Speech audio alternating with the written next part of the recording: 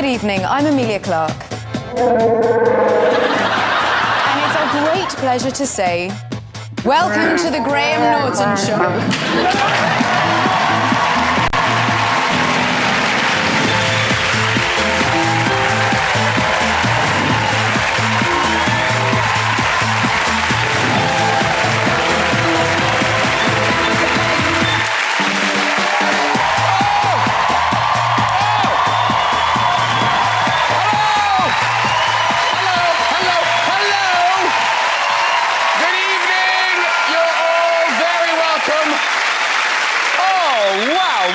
Some great guests tonight, including stars from the new Han Solo movie. Of course, that was Chewbacca, of course, saying, welcome to the show, or, I don't know, coughing up a furball, something, making noises. Now, I should say, I won't actually be talking to Chewbacca tonight, because, well, you know, not loud on the sofa. He's not?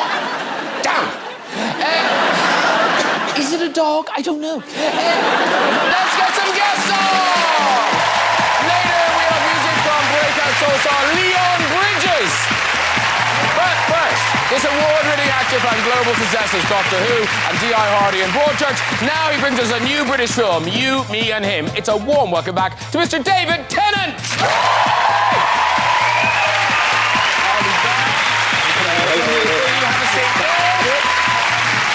Just last year, this actress, writer and producer won a BAFTA for her dog comedy Fleabag. Now she's joining the world's biggest movie franchise, Star Wars. Please welcome Phoebe Waller-Bridge.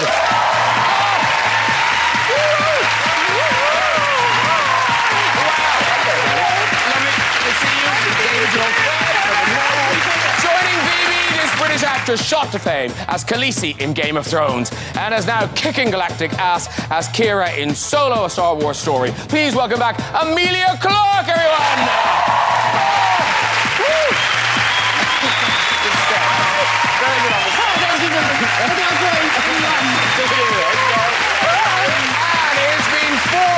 Since this lady joined Miami Sound Machine. And since then, she's won 7 Grammys, released 31 albums, and sold over 100 million records worldwide. Please welcome the undisputed queen of Latin pop, the one and only Gloria Estefan!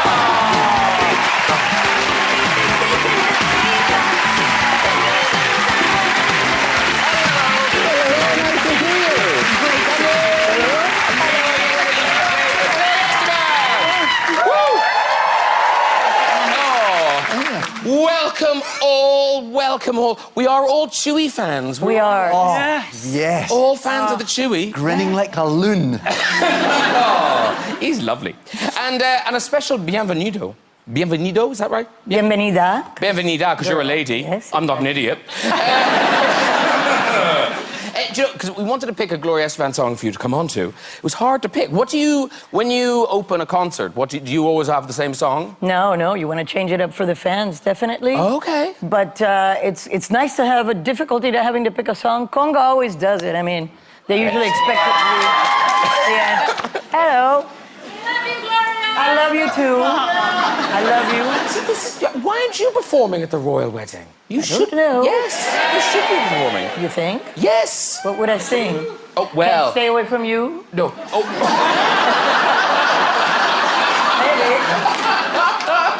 Party time, definitely. Time will tell, Gloria. Party time.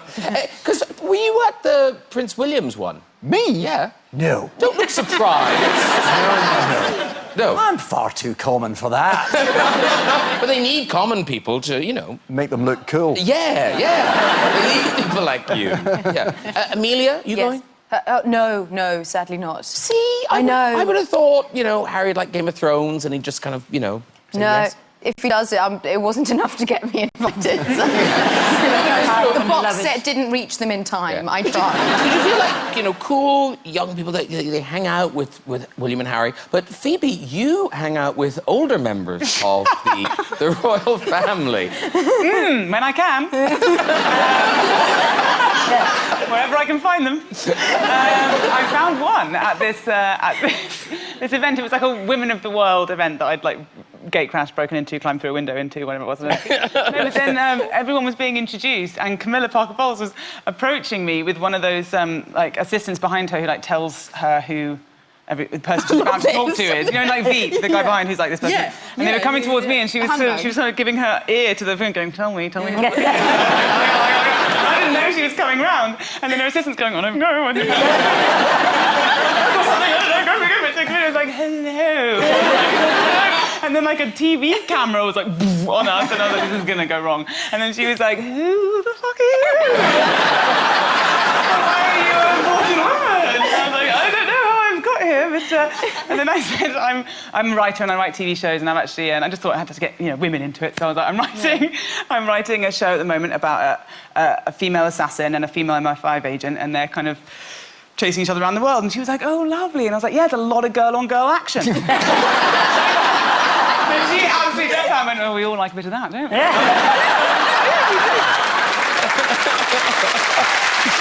Oh, dear. Listen, lots of great stuff to talk about tonight. David's got a new British movie to talk about. Gloria's got a new show about her life and her music. But we're going to start with Emilia and Phoebe in this week's big blockbuster, Solo, A Star Wars Story. Ba-dum. Yes, it opens on the 24th of May, and here's a taste. You look good. A little rough around the edges, but good.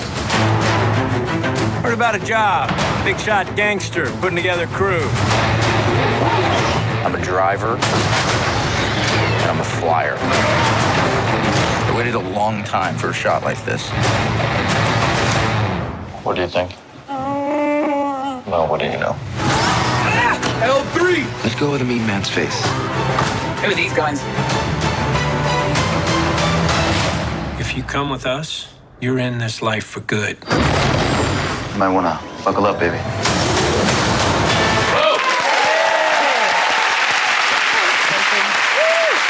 it exciting to see that? Literally just watching it like, We haven't seen it 3 times. It's a Millennium Falcon. exciting. So obviously there's familiar names in it, sort of, Han Solo and Chewbacca, but you guys are new. So who are you? Emilia, who are you? So I play Kira, who you're introduced to her very early on in the story with growing up with Han, and then we're separated for whatever reason. And when you see her again, you're not really sure what's happened in that time. Dun dun dun. And so she's somewhat changed, and then they continue on together in a certain time. I'm trying not to do a spoiler, and I'm learning what I'm saying. And so it's this kind of you're not sure about who she is or why she's there, but you know that Han and her have a connection. A connection? A connection. And a past. And a past. And a past. Phoebe, Yeah. do you have a connection? I have many connections as a droid. I am L337, and there she is in all her glory. But you did rock up to work. I mean, that's you. Yes. That is you. Yeah. They spent a lot of money removing me from the film. But yeah, I was in a green suit underneath it all, and it was half a practical suit and half motion. Well, there you are. See, There I am. so you are sort of there. I mean... I was 100% there. Yeah. Well, yes, I do know what you mean. Yes. Yeah. I mean, no one had a clue who I was at the rap party, because I was like, "Hey, guys!" And they were like, "Oh, who's the over-familiar girl that no one recognises?" And what is the story that at the audition you weren't a Star Wars aficionado when you auditioned for this? No, I hadn't. Thanks for bringing this up. I hadn't seen any of the Star Wars films. Not a single one. David! That's a disgrace. It was a disgrace. I know. Yes. I know. I was like one of the 5 people in the world. Yeah. Well, no, Gloria, you've only seen how many? Have you The seen? first one, and the second to last one. Second to last one. Yes. Oh right, did that not put see you the off. You Well, I did bookend it, so that's... Yeah, no, exactly. You followed the whole story. Yes, I did. As long as Chewbacca's in it, I'm fine. Ah, and he's in it. He's all over this one. You'll like this one. So you hadn't seen any of them, and yet you rock up for the audition. I rock up for the audition, and could you put that on the thing? Because my... Of course Thank can. you. Just safety first. Thank you. Story time. So I was going to the audition, and I thought, I'm just gonna. This character was amazing. She's a revolutionary. She's really cool, and the dialogue was amazing. But it kind of said just in one of the stage directions, droid. And so I was like, droid. droid? What's a droid? And then I Googled droid, and then nothing much really came up, weirdly, just pictures. There wasn't explicitly, it was a robot. Yeah. And I was in the taxi on the way to the audition, and I was like, shit, I really should know what a droid is. And I was asking my taxi driver, he was like, I don't know what a droid is. And he called his family, like, what's a droid? And the more I didn't know, the more panicky I got. And then I got to the audition, and I was like, I'm just going to play it like a human, because the chances are it's a human. Because most of the times when you audition, it's for humans. Yes. So I went in as a human and I did the audition. They were like, the guys were like, oh, that's really great, thank you. Could you try it a bit more droidy? And I was like, what sort of droidy kind of vibe do you want? And luckily, one of the directors went like this. Honestly, I saw his hand. He was like, a bit more like... And I was like, it's a fucking robot. Full on, like, I know what they want now. But they decided they didn't need it to be droidy at all in the end, so I think it might have worked in my favour that way. So. Because now, David Tennant, obviously you're part of the... Yeah. Now, have you ever seen Doctor Who, Gloria? My son lived here a year and a half, and he turned me on to the show, and it's amazing. I love it. Although I think Bill and Ted ripped you guys off. They did. They absolutely did. Yeah. They did. That's all right. That's a good reference. Yeah. Excellent But it's true. adventures. And is this the Doctor Who you saw? Yes. Okay. Yes. She says with confidence. Yes. It was the only one. No, there's loads. The only one. That's right, Gloria. There's only one Doctor Who. But no, so Doctor Who, it continues, you see, because they keep regenerating. Yes. Yeah, if you tune in now. Like James Bond. Yeah, there's a different one. Yeah. It's going to be girls now. It is a woman now. And obviously, because it's so top secret who's going to be the new one, but because you had worked so closely with Jodie on Broadchurch, did she confide in you? I knew a little bit before, but only because Chris Chibnall, who wrote Broadchurch, who we both know, is now running Doctor Who. So he phoned me up and said, the next doctor would like to call you. Is that okay? Oh, how exciting. I said, who is it? No, don't worry. They'll be the next person to call. It was very high level. Who is it? Who? Yeah, Doctor Who. Yeah. We know now. It's Jodie Whittaker. Yeah. Brilliant if your mum had snuck in a call just in between. Mum, you never told me you were up for that. So then I sort of put my phone down and waited for it to ring. And of course, because I know Jodie, her name pops up. And it was very exciting. Yeah. Wow. And oddly, you met your wife on the set of Doctor Who. Yeah. But she is the daughter of a Doctor Who. Yes. Which must drive Doctor Who people into a frenzy. I mean, it is statistically quite unlikely. But oh, there we all are. Look, there's the three of us. Yeah. Oh, that's so embarrassing. I'm wearing the same suit. Come on.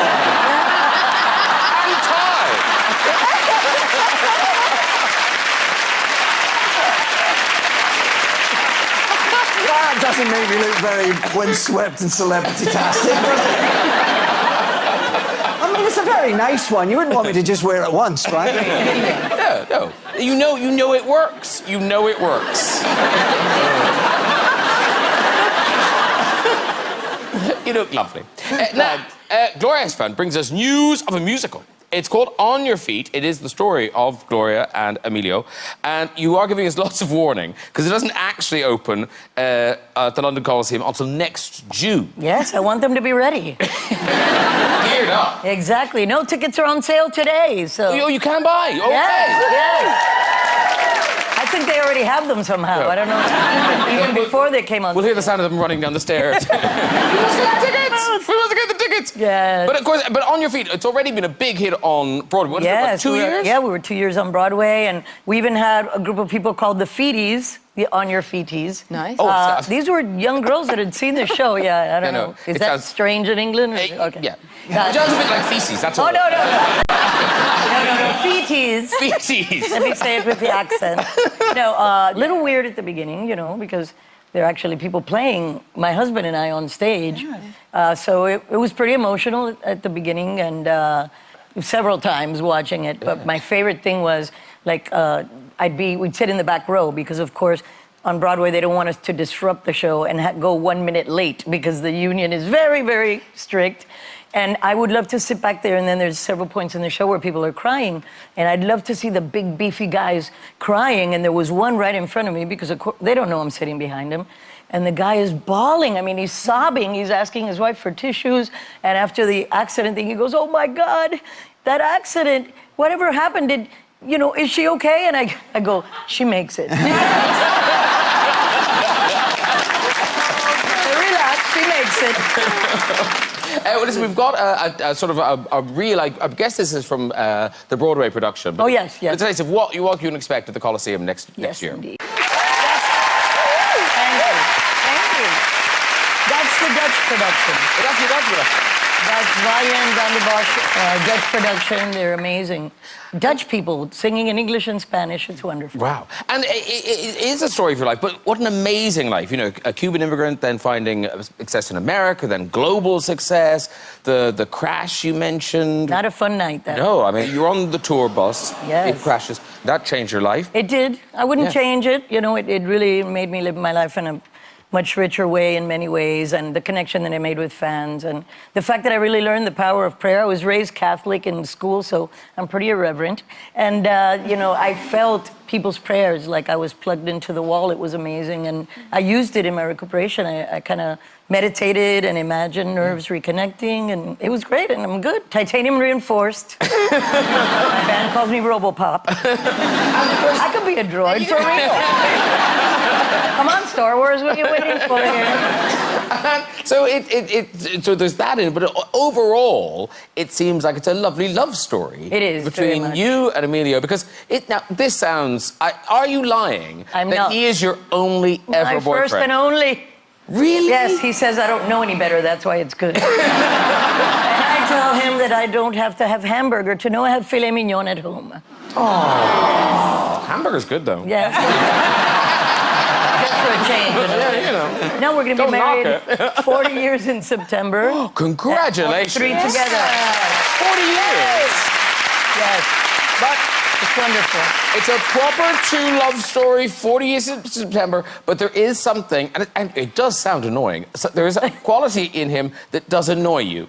Well, it doesn't really annoy me. It actually makes me very happy because he makes me laugh all the time. He's got business neurons in his brain and music, and he's focused on all that. But he is the most absent-minded individual you will ever see. He has left me places forgetting that I was with him when he went to get caught.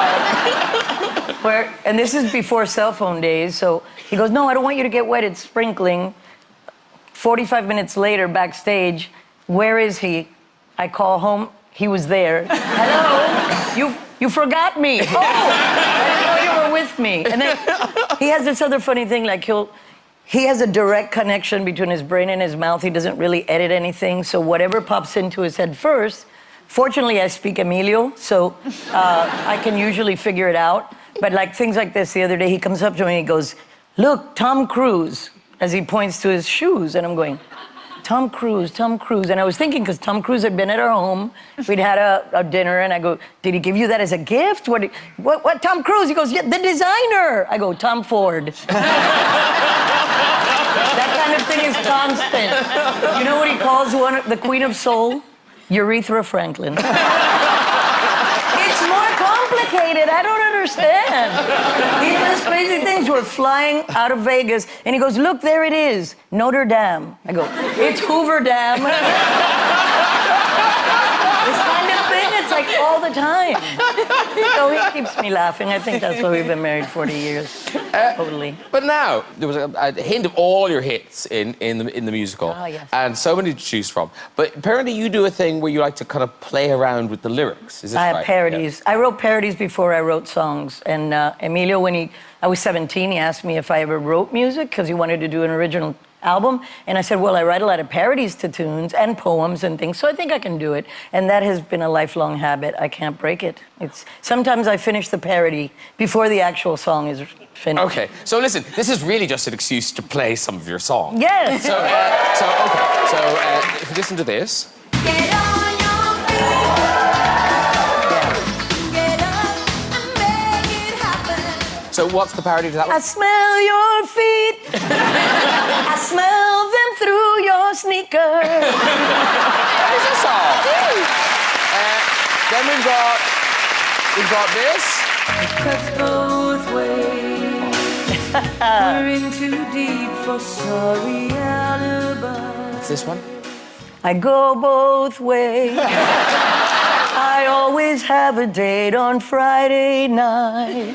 If I can't get a boy, a girl's all right. I just can't decide, and so I go both ways.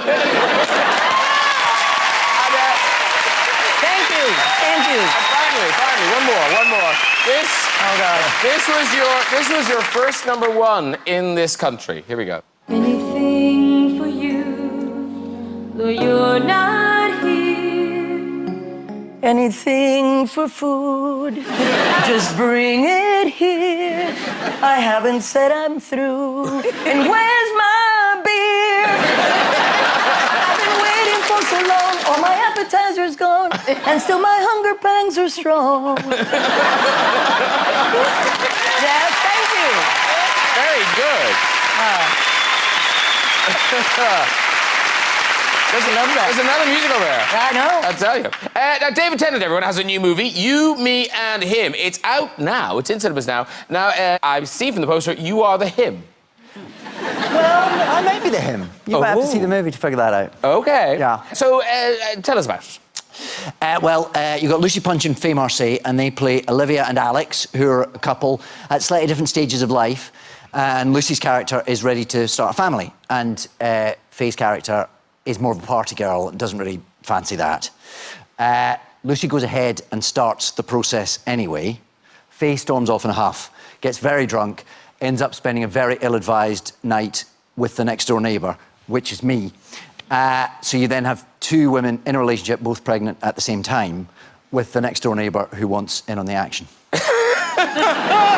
And it is a really... You look so different in this. Kind of a man bun. He's a sort... Yes, he's in the grip of a midlife crisis. So he's got the man bun, the piercings, the hipster beard, yeah. Now, the hipster beard, apparently you struggled with the hipster beard. I didn't struggle. I just didn't have time for the full promontory. Oh. So this is me around here, and then there's a bit. They had to add an extension, which they do with yak hair. Yak hair. So they shave the hair off a yak's arse and shove it on your chin. And it sort of goes in follicle by follicle. It takes forever. Listen, we've got a clip of the movie. This is you gate crashing a birthing class. Right. Okay. Okay. Excuse me. Can I be of some assistance to you? We'll start with that, right? I've every right to be here, dear. I'm the father of Alex's baby. I should be part of the process. You looked at my planner. Okay, guys. So you've never seen a polyamorous relationship before? No. It will simmer down.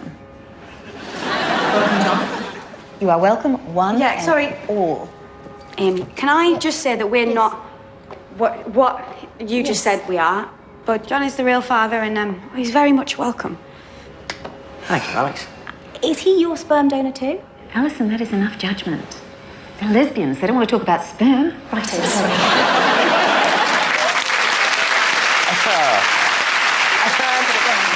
Now, oddly, you had to fight for your role in this film. It wasn't a straight offer.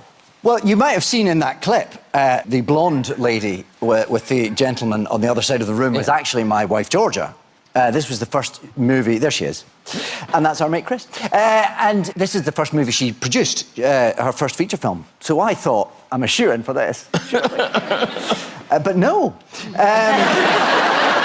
You know, it went to many people before it finally wound its way sorrily to me, sitting there. Didn't work out with John Hamm, did it? No. He's very busy. I think I'm free. But eventually they gave in. Yeah. So that is Me and You and Him. That's in cinemas now. But we should quickly mention you have another movie coming out August 24th called Bad Samaritan, and this is a very different beast of a film. Yes. Like, really different for you. Less of a rom-com, more of a horror show, yes. He's a monster. Yeah. Because what's the premise of this? Well, there's two car valets. It's set in Portland, Oregon. You know that lovely thing in America where people park your car for you? Don't really do it here.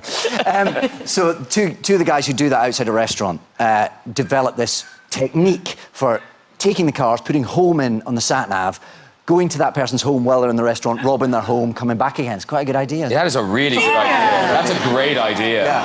Yeah. And it's what They should have not made the movie. They should have just done that. It would have made so much money. That's how they finance. So they are merrily doing that. Robert Sheehan, you might know from Misfits, brilliant. Oh, yeah. He's the sort of lead guy, and it's all going along very well until they rob my house one night and discover things locked in my study that they shouldn't really discover. So I set out to have my vengeance. And we think of David as just a lovely man, but your first ever acting role, you were also playing a bad 'un, a ruffian, took you to a very dark place, did it not? Describe your first role. Well, I've never seen this. Have you not? No. Oh, it's good. I was maybe 15 or something. It was an anti-smoking film for the Glasgow Health Board. You're excited now, aren't you? That's about as much as I remember. But I'm slightly fearful that you've got a copy. Oh, we do. Yeah. So, I don't know how much... We can watch it and then talk about it afterwards, Yeah, shall we? sure. Let's do that, Graham. Oh, OK.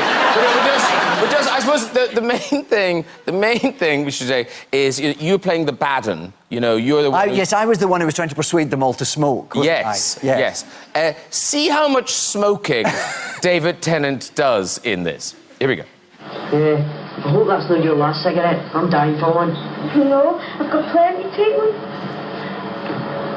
Don't be miserable. Give your friend one. She doesn't want one. I've already asked her. What's wrong with you? Her cigarette's no good enough or something. It's got nothing to do with that. I just don't smoke. Oh, one of them. Leave her alone. That's my pal. Sorry, I spoke. Oh, beautiful. Beautiful work. Gorgeous. That, of course, was filmed during the great match shortage of 1989. Maybe it was because it was for the Glasgow Health Board. We probably weren't actually allowed. We were all underage, so we probably weren't allowed to be smoking. And what a lovely choice of wall by the director. Beautifully shot, isn't it? It made you want to go to Glasgow, didn't it? But actually, talking about starting out, Emilia, obviously your mother loves you because you're her daughter, but she is actually a sort of a fan as well. No, it's not quite that. It's, no, she is. Oh, goodness, right. Yeah. So, one day my mum came to set on the Star Wars set, and I was getting this thing called cyberscanned, which is where you stand in this kind of loads of cameras and they kind of take your form and put you into a computer and make a toy or some sort of merchandise or your face on a cushion. And so I go off and do this and I come back and Mum's like, I've made a great friend. And I'm like, brilliant, it's lovely, excellent. And she's like, it's the merchandise, director of all of Star Wars or something. And I'm like, well, it's very impressive. And then before I know it, what comes in the post is loads of cushions with my face on it. So my own mum, she gets to see it a fair amount, but apparently it's not enough. So I was kind of blown away at how much merchandise there is. Yes, it's really, also, and it's not even, it's just the beginning. It was like the pre-merchandise. Not even the real stuff is out yet, and my mum has all of it. But doesn't know about the doll yet, so we'll also, this is so weird. I don't know, is this in your flat or her house, this room? Right, OK, so basically, she thought it'd be really funny if I came home and it was everywhere in my room. OK, so this is Emilia's actual bedroom. Well, it's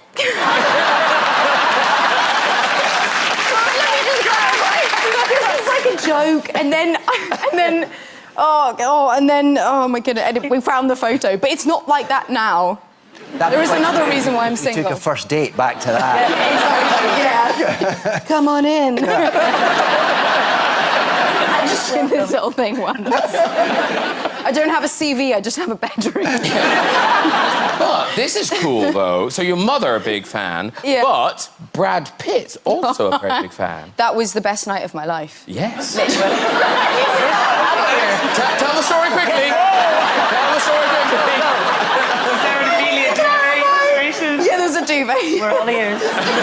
Sheets, slippers. There was this auction thing that happened, and they called me and said, "Would you, do you want to auction something off, like maybe sort of an experience watching the show with you or something. And I was like, OK, it's lovely, it's great for charity. Yeah. It'll be for some, you know, something. Yeah. And it'll be fine. Anyway, so I get there, and it's basically... It'll be a good thing.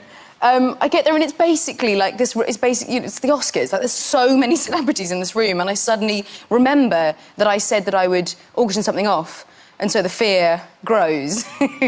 So I was petrified, absolutely petrified. And then the person whose table I was on is a friend, and he was being very kind and kind of put the paddle up, and I was like, thanks very much. That's very sweet. That'll be that. And then someone else's paddle went up across the other side of the room, and I didn't really know. And then suddenly it was sort of becoming a bit of money, and I was kind of thinking, oh, this is absolutely mental. And someone went, it's Brad Pitt, and I was like, oh, sure. Yeah, exactly. And I look over to the room, and he's got his paddle up. Brad's paddle. Brad's paddle. No, not quite. Well, it didn't work out because the person who was my friend, I think it was probably all set up. The person who was my friend ended up, you know, doing the highest bid. But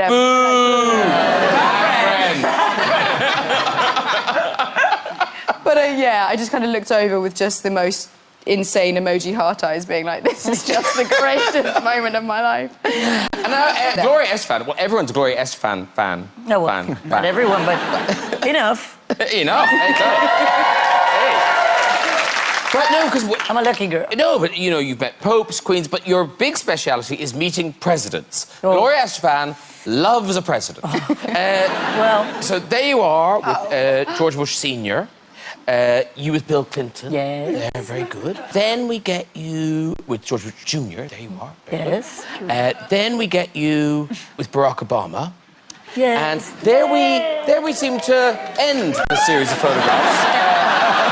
That's amazing. I've decided that those are enough presidents. Don't need more. Don't need more presidents. Yeah, no. But no, you did offer to meet Trump, didn't you? Or well, I didn't quite offer. They asked. No, we were getting the Kennedy Center Awards, and the press was asking me, of course, well, are you going to be there? Because a lot of people were already saying that they weren't going to be there. And I go, well, if I happen to run into the president anywhere along the festivities, I would like to talk to him about a few things. So then he said he wasn't going. I don't know. I don't know if it was because of me. No, but we've had some amazing experiences. Like right before my accident, 28 years ago, I can't believe that, we were in the Bush Sr. White House, and I thought my son was going to be very nervous because he was like 8 years old. And he goes up to him, Mr. President, I've been watching Mrs. Bush's Salute to American Teachers, and he goes off on a chat like for 45 minutes. And the president takes us back to a little room and pulls out this wizard from Sharper Image that they sell in the States. And he goes, come here, Naib, I'm going to show you how we make decisions in the White House. And he goes, is Naib going to be a good man? And he presses the button, and the wizard goes, undoubtedly, right? So I go, that explains a lot. Yeah, we've had some... It was that special little room that we all heard of later with President Clinton. Oh. Yeah. But this was before, so yes. No stains anywhere. It was good, good. Now,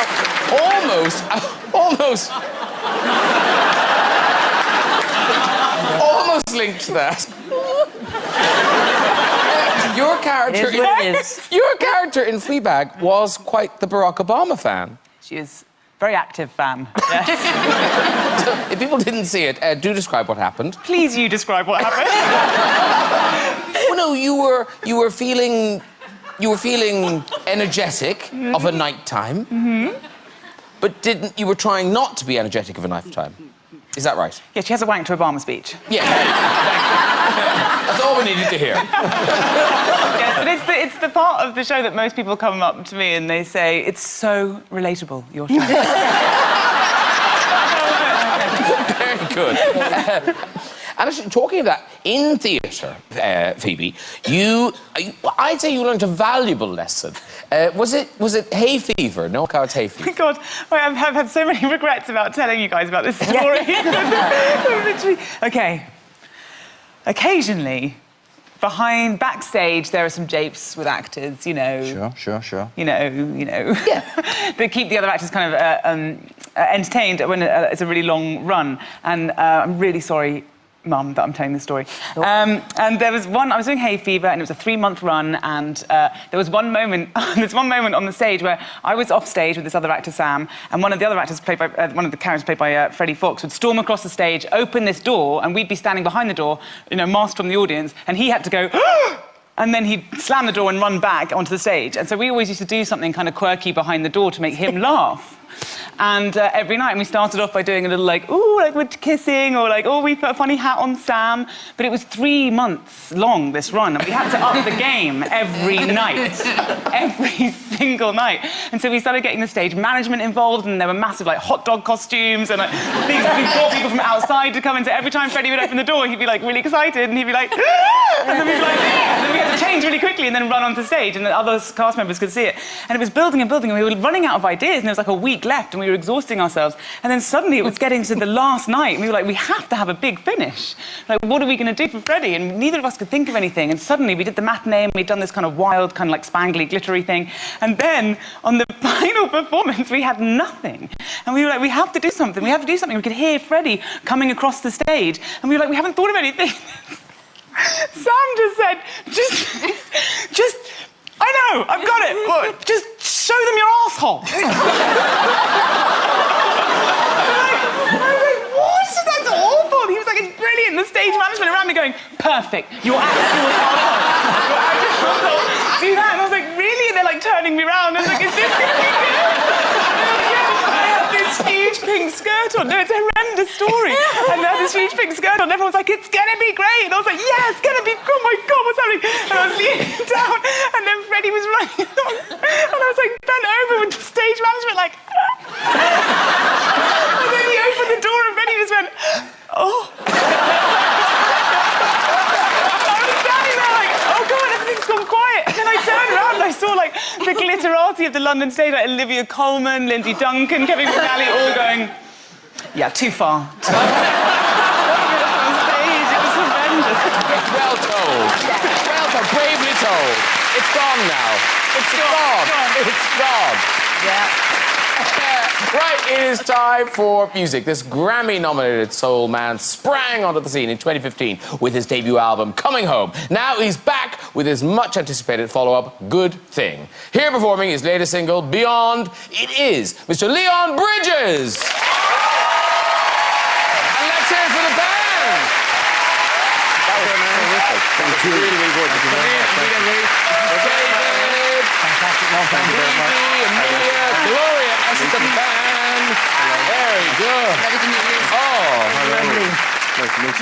That was so lovely. That voice is absolutely stunning. Oh my God, thank you. Yeah, so much. And thank you very much for doing it all live and bringing the band with you and everything. That's so special. Had to bring the peeps. You know? Yeah, no, absolutely. So that is off the album Good Thing, which is out now, your second album. It's out. It's out. Mm-hmm. It's out, and it is a thing of beauty. It's absolutely gorgeous. It really is. Congratulations.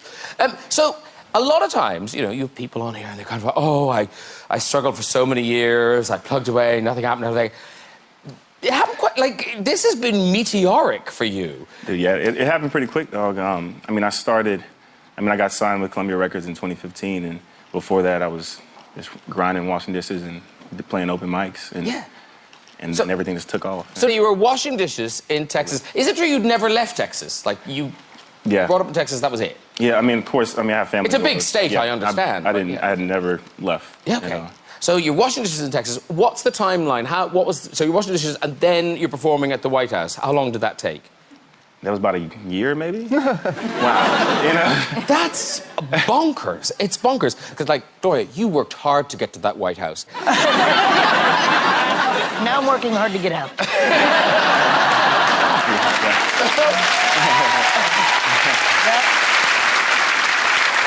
You're so amazing live. So are you going to be touring the UK?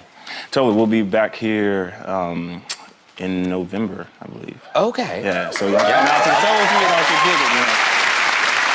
Well, you've only got 4 people on the couch, but I know 2 of them are super fans. I'm with some celebrities right now. Really great like to meet you, music. really like me.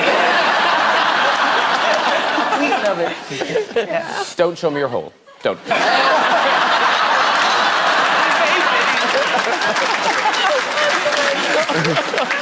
Listen, that was absolutely gorgeous. Leon Bridges, everybody. Beautiful. Right.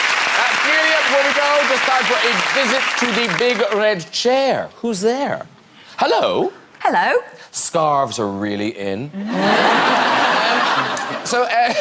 What's your name? Jane. Jane, lovely. And what do you do, Jane? I'm a press officer and I'm from Nottingham. A press officer for... Late, Gloria. OK, Jane, off you go with the story.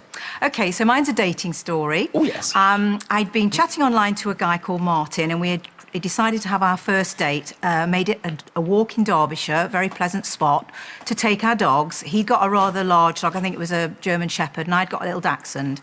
So we decided to meet this particular day at 2 o'clock in the car park, and he told me he was in a blue estate car. So I was looking for a blue estate car coming in. Sure enough, a blue estate car comes into the car park. I get out of my car, go round the back, clocking a figure in the front, go round the back, he's getting his walking stuff out, and I just walk up to him and say, "Hello, Martin?" And he turns to me and says, "No, my name's not Martin." And I said, "Oh, I'm sorry, only I arranged to meet a guy called Martin here on a date, and obviously I saw the car and I saw the dog in the front," and he said, "That's not a dog, that's my wife."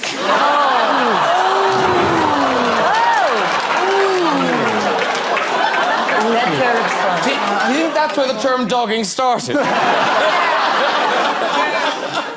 Maybe she had long blonde hair. She thought it was an Afghan hound. An Afghan hound, yeah. That happened to me before, actually. We thought, we saw a friend in a convertible, and we thought he was cheating on his wife, but he was with an Afghan hound. Anyone can make that mistake. Listen, that is it for tonight. Please say a huge thank you to all of my guests. Mr. Leon Bridges, David Tennant, Phoebe Waller-Bridge, Emilia Clarke, and Gloria Estefan. Join me next week with guests including singer Jake Shears and the stars from the new Jurassic World blockbuster, actress Bryce Dallas Howard, Mr. Cool himself, Jeff Goldblum, and the always entertaining Chris Pratt. I'll see you then. Good night, everybody. Bye-bye.